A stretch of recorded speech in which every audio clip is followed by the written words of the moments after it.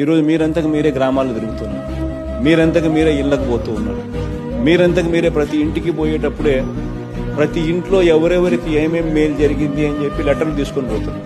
ఒక్కొక్కరికి ఆ ఇంట్లో ఉన్న అక్క చెల్లెమ్మ పేరుతో అక్క పేరు రాస్తూ, అక్క మీ ఇంట్లో పెన్షన్ ఈ మేరకు వచ్చింది, మీ ఇంట్లో అమ్మఒడి ఈ మేరకు వచ్చింది, మీ ఇంట్లో చేయూత ఈ మేరకు వచ్చింది, ఆసరా ఈ మేరకు వచ్చింది, మీకు ఇంటి స్థలం ఈ మేరకు వచ్చింది అని మీకు కూడా అర్థమయ్యేట్టుగా కనిపిస్తాం.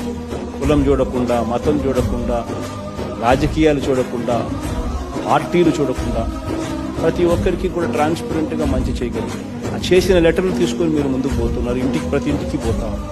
ప్రతి ఇంటికి మనం వెళ్ళి అమ్మా ఇవన్నీ జరిగాయా లేదా మీరే చెప్పండి తల్లి, జరగకపోతే మాది తప్పు తల్లి, జరిగాయి అని చెప్పి ఏకంగా జగనన్న లెటర్ రాసే పంపించండి, జరిగాయా లేదా అని ఇంతగా అడిగి జరిగాయి అని వాళ్ళ దగ్గర నుంచి సంతోషం చూసినప్పుడు నిజంగా ప్రజాప్రతినిధులుగా మనకి ఇంతకన్నా ఏం కావాలి?